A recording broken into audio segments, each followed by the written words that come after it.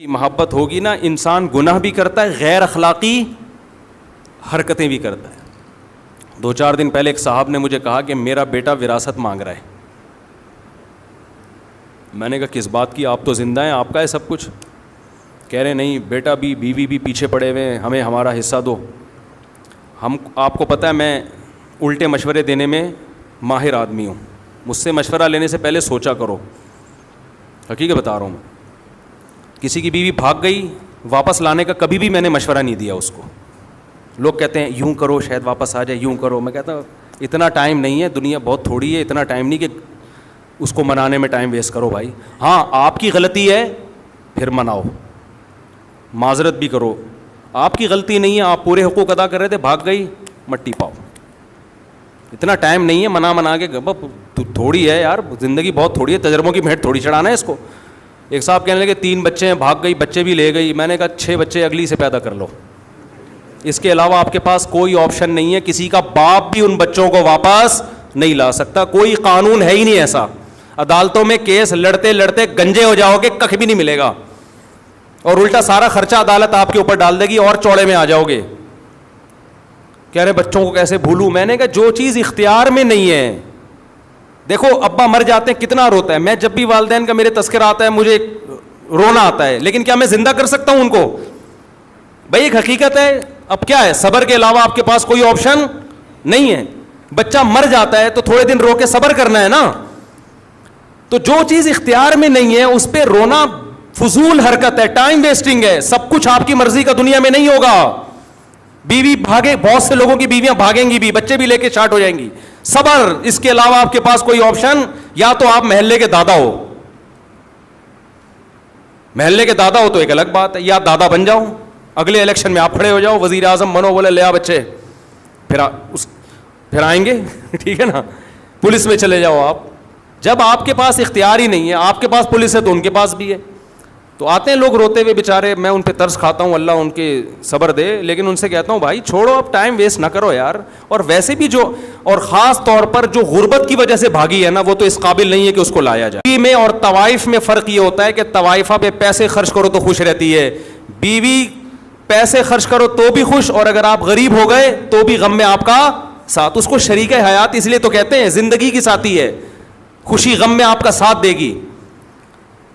یہ کیا بات ہے کہ جب پیسہ تھا تو تھی، اب پیسے ختم ہو گئے تو اب بھاگ گئی. جاؤ لعنت بھیجو یار ایسی بے وفا. اور مرد تو مرد ہے، مردانگی ہونی چاہیے اس میں. مرد کی کوالٹی یہ ہے کہ کوئی اس سے محبت کرے تو 10 گنا زیادہ محبت کرے، لیکن وہاں سے پہل ہونی چاہیے. پہل کہاں سے ہو؟ بولو نا، ادھر سے ہو.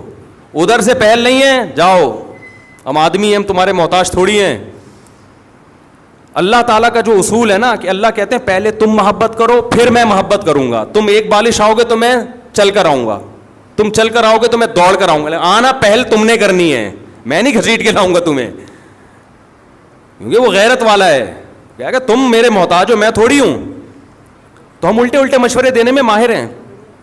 عورتوں کو بھی اسے ٹیڑے ویڑے مشورے دیتا ہوں. عورتیں کہتی ہیں شوہر نان نفقہ نہیں اٹھا رہا، ایک دھیلا نہیں دیتا، محبت کی باتیں بہت کرتا ہے. میں نے کہا لعنت بھیجو ایسی محبت پہ.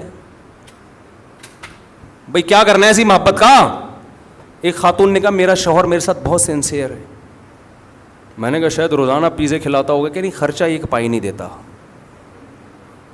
وہ باتیں کر کر کے نا اس کو رام کیا ہوا تھا اس نے بیوقوف عورت تھی بیچاری.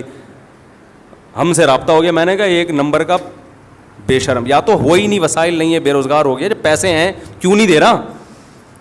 خام ہمیں الٹی باتیں نہ اچھی لگتی ہیں، نہ سننے کا میٹر شارٹ ہوتا ہے پھر. تو وہ بیٹا باپ سے کیا مانگ رہا ہے؟ حصہ. اور بیگم بھی مانگ رہی ہے. بوڑھا ہو گیا نا، چھوڑ لیا اس کو، اب جاب لیس بھی ہو گیا. وہ جو عیاشیاں کرائیں تھیں، گاڑیاں پہ، اتنا مالدار آدمی، سب کچھ دے دیا، اب دولت پہ نظر. میں نے کہا پہلی فرصت الٹے مشورے، پہلی فرصت میں اس گھر کو بیچو، ساری دولت لے کے اسلام آباد شفٹ ہو جاؤ. صحیح ہے نا؟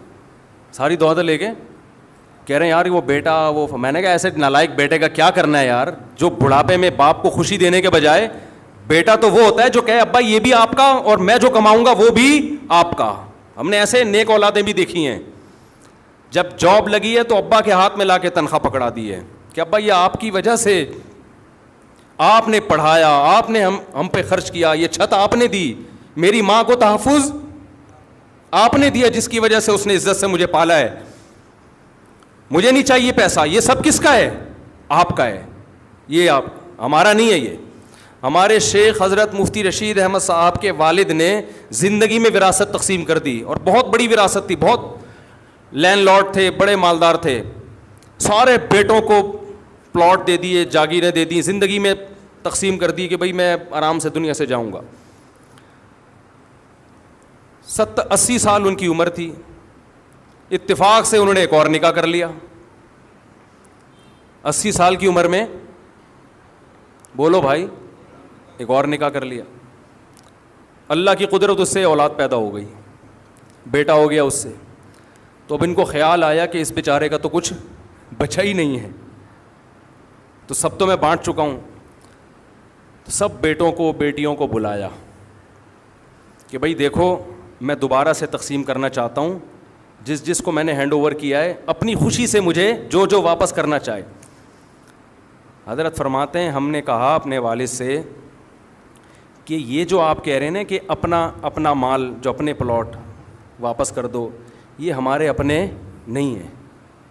فرمایا ہمیں اس کو اپنا کہتے ہوئے شرم آ رہی ہے, ہمارا تو ایک قطرہ نہیں, ایک پیسہ ہم اس زمین پہ خرچ نہیں, یہ تو سب آپ کا ہے.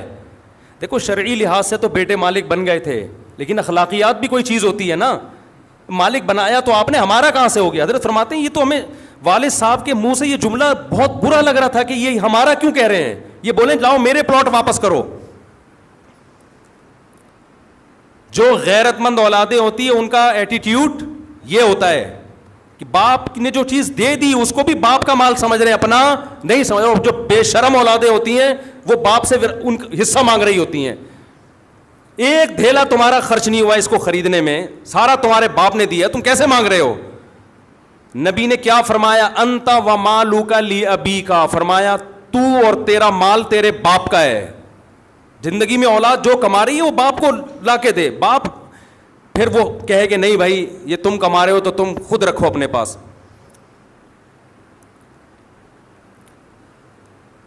تو وہ ابا کہنے لگے کہ جو بیٹا ہے نا وہ یوں کر رہا ہے, تنگ کر کے رکھا ہوا ہے اور ایسے کر رہا ہے. میں نے کہا آپ نے کیوں فری کرایا ہوا اتنا؟ ہم جب NCC کی ٹریننگ ہوتی ہے نا, وہ کالجز میں پہلے ہوتی تھی, تو وہ اس ٹریننگ کے دوران ایک بچہ کہہ رہا ہے دوسرے طالب علم کو, کالج لائف کی بات کر رہا ہوں, کہہ رہا ہے کہ یار یہ ابا جو ہے نا, میرے ابا جب بھی میں باہر سے آتا ہوں پوچھتے ہیں کہاں سے آ رہا ہے, کدھر جا رہا ہے. تو دوسرا جواب میں کہتا ہے یہ اسٹائل دیکھیں کہ تو نے ایسے ابا پالے ہوئے کیوں ہیں, یہ بدتمیزی والا لہجہ. تو میں ایسے باپ کو کہتا ہوں تم نے ایسی اولادیں پالی ہوئی کیوں ہیں, سمجھتے ہو؟ ان کو بولیں بھائی ان لوگوں کا یہ علاج ہے, یہ سمجھانے سے سمجھ میں آنے والی قوم نہیں ہے. بولے چل نکل پتلی گلی سے, دفعہ یہاں سے, تیرا مال جمع کرا دو ٹرسٹ میں سارے ٹھیک ہے نا.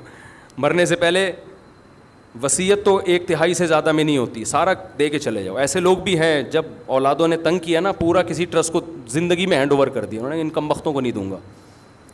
ہمارے محلے میں ایک ڈاکٹر صاحب تھے, ان کا یہی حساب تھا, اولادیں چڑھ گئیں ان کے اوپر, یہ دو یہ دو یہ دو. انہوں نے کیا کیا, سارا کسی زندگی میں ٹرسٹ کو دے دیا, وہ ٹھینگے لے کے گھوم رہے. میں نے کہا بہت اچھا ہوا ان کم بختوں کے ساتھ. کیا ہو گیا؟ ہاں کسی اور کو دینا زندگی میں صحیح ہے, لیکن عام حالات میں صحیح نہیں ہے. نبی صلی اللہ علیہ وسلم نے فرمایا اپنی اولاد کو اس حال میں چھوڑ کے جاؤ کہ لوگوں کے سامنے بھیک مانگیں, یہ اچھا کام نہیں ہے. نارمل تو ایسا ہی ہے, لیکن میں لالچی اولاد کی بات کر رہا ہوں جو باپ کو ٹارچر کر رہے ہیں, بجائے اس کے کہ بڑھاپے میں باپ کو کھلائیں لا کے, الٹا اس سے مانگ رہے ہیں. نچوڑ لیتے ہیں نا جوانی میں, تو سب نچوڑ کے آخر میں بیچارہ وہ ٹیشو پیپر کی طرح ایسے باپ بھی ہم نے دیکھے ہیں پڑے ہوئے کمرے میں روتے رہتے ہیں, کہہ رہے ہیں اس گھر میں کوئی مجھ سے عزت سے بات نہیں کرتا.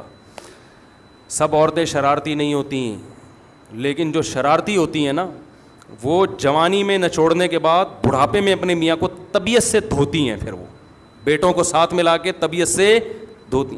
پھر عورتیں کہتی ہیں ہمارے خلاف بیان کر رہے ہیں. میں نہیں کہہ رہا کہ ساری ہوتی ہیں, جو ہوتی ہیں ان کی بات کر رہا ہوں, اکثر ایسی نہیں ہوتی, لیکن اس طرح کی بھی ہوتی ہیں جو بہت غلط ہے. تو دنیا کو جب تک آپ مسافر خانہ نہیں سمجھو گے, یہ غیرت آپ کے اندر پیدا نہیں ہوگی.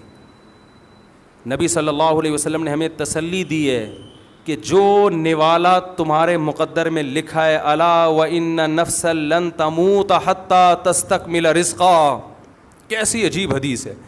فرمایا تم میں سے کسی کی اس وقت تک موت نہیں آ سکتی جب تک آخری نوالا وہ نہ کھا لے. تو پھر ناجائز طریقے سے آپ کیوں پیسہ کماتے ہو بھائی, غیر اخلاقی طریقوں سے؟ جو آپ کے مقدر کا ہے وہ آپ کو ہر قیمت پہ مل کے رہے گا, اور جو مقدر میں نہیں ہے کچھ بھی کر لو. ان بیٹوں نے کتنی کوشش کی نا باپ کو نچوڑنے کی, مگر کچھ بھی نہیں ملا. عزت سے رہتے تو کروڑوں روپے مل جاتے, ٹائم پہ مل جاتے. تو آپ نے فرمایا الا وان نفسا لن تستکمل حتی لن تموت حتی تستکمل رزقا, وہ کوئی نفس اس وقت تک مر نہیں سکتا, ہرگز موت نہیں آئے گی جب تک اپنا دال پانی مکمل نہ کر لے. اپنے حصے کا جو روٹی پانی اللہ نے لگائی ہے نا, وہ کھائے پیے بغیر دنیا سے جاؤ گے. یہ سب ڈیوائڈ ہے. قدر فیہا اقواتہا, قرآن کہہ رہا ہے انسان کے دنیا میں آنے سے پہلے رزق کا بندوبست کیا ہے میں نے, کس کو کتنا کھانا ہے, کس کو کتنا کھلانا ہے, پہلے سے سب انتظام ہو چکا ہے. تو چھیننے کی کوشش مت کرو. تو اللہ ہمیں موت کی تیاری کی توفیق عطا فرمائے. بار بار یہ سوچنے کی, جب انسان موت کے لیے تیار ہوتا ہے تو اگر اس سے گناہ ہو بھی جائے تو توبہ کی توفیق ملتی ہے اس کو. لیکن اگر موت کے لیے تیار نہیں ہوتا تو اگر بالفرض ظاہری گناہ نہ بھی ہو, اندر سے دنیا کی محبت کے جو پوٹلے ہیں اور جو گناہ ہیں باطنی گناہ, وہ بہت زیادہ جمع ہو جاتے ہیں اس کے اندر, وہ روحانی اعتبار سے صاف نہیں رہتا.